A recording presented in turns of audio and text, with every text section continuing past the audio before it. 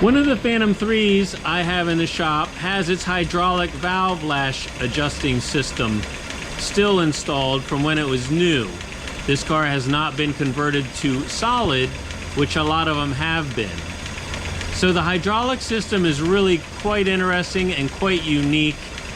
It is very unfortunate that a lot of cars were converted to solid, but the company felt at the time that it just involved too much maintenance to keep it going. But there were a few cars that slipped under the wire and were never modified, and this is one of those cars. So it's a very unusual system to run into in a car that works nicely. So now you'll notice that one of them, this one, you see some movement on the lasher arm there. That's actually a cam. And so underneath that right here is a plunger. So oil pressure pushes up that plunger and maintains pressure on this so that it'll take up the valve clearance at the end of the rocker.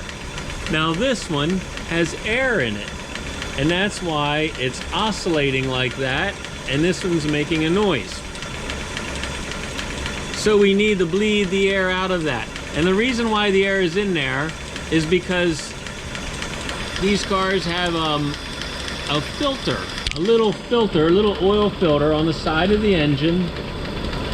And I serviced that filter, and as a result, there's a little bit of air in the system.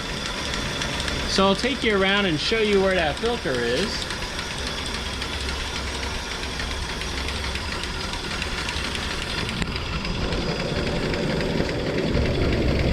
And there it is. So now if a car has been modified to a solid lift type cam, there's usually markings on the banjo bolts to indicate that. And then they take that filter out because there's no need to have that filter in there if you have a solid lift cam, and you don't need to filter out the oil going up to these plungers. So now they felt it was very important to keep this oil clean, because if you get too much debris into these plungers, then they won't perform properly.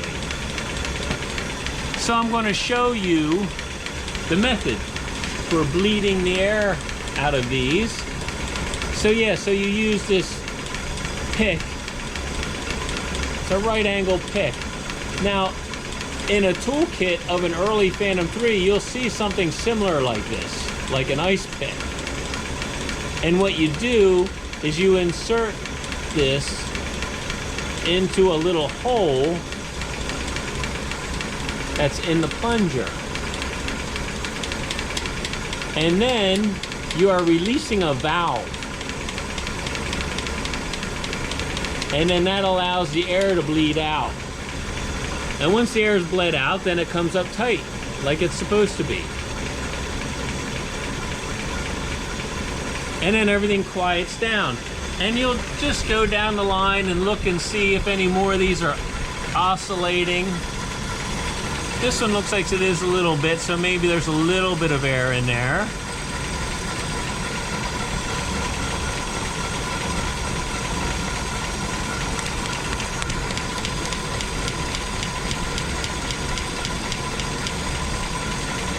And there might have been, and now it's doing a lot better. All of these other ones look very good, so we'll leave those alone. And I'm just going to show you what it would look like out of the car. So this is the lifter block, and if you look in that little hole there, you'll see a little pin sticking up. And that pin is the top of the valve that's in there. There's a spring-loaded valve. So what we're doing is we're sticking the pick in on that valve, and we're releasing that valve, and then we can give a little push down, and then the plunger will go down, and then the air is able to escape. And once the air escapes, then it builds up pressure again, and you're back in good shape. So all of these on this side look very nice. So now we'll go to the other side and see how they are. So this car, I have a temporary radiator installed, and this is on here just so that you don't have to wrestle with getting the original setup on, which takes a lot more work. And so I just put a temporary radiator on just for testing purposes. So, okay, so we have some of these are oscillating.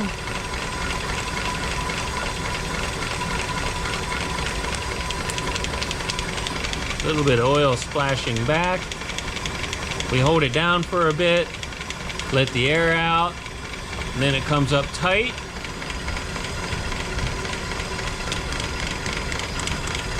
Sometimes it's good to give it a little bit of a rotation too. We get the air out, comes up tight. We'll just scan down the other ones and they all look nice.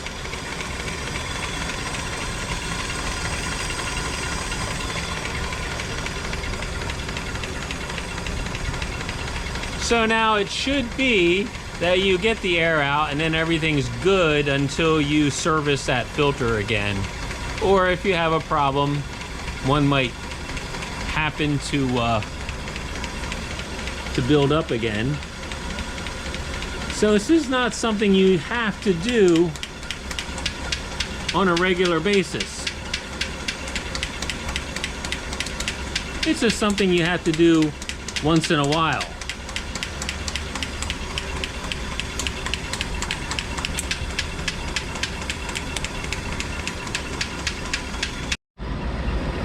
Once you have all the air bled out, and if your rockers are in good adjustment, then the engine should run very nicely, very much like this one does now. You shouldn't really hear any other noises. Should be just a nice running engine without any clatters from the valve rockers. Now if you have to adjust one, then again, when the engine is off, you use your ice pick to release the pressure in that valve. Then it usually takes two people because you need one person to apply pressure, usually using a wooden dowel or something, and to compress this fully, while the other person will adjust using a feeler gauge in here and using the adjustment here to get the proper clearance. And once you have that set, then you release that and then start the engine, and then again bleed the air out, because more than likely there'll be air in that system. So once you get that done, then everything should be in good shape and you should be able to drive and enjoy your Phantom 3. And you can then say that the hydraulic system was really quite a good system, and it's very much a shame that it didn't stay in all the other models. Now another thing I wanted to point out is this is the arrangement for an ABC engine. By the time they got to D series, they had absolutely no faith into this hydraulic system, so they did away with all of this and they redesigned the cylinder heads. So if you take the tappet cover off, or a rocker cover off of a D series, you'll see a very much more simplified rocker shaft arrangement. So and that's very much more like your conventional valve rocker system.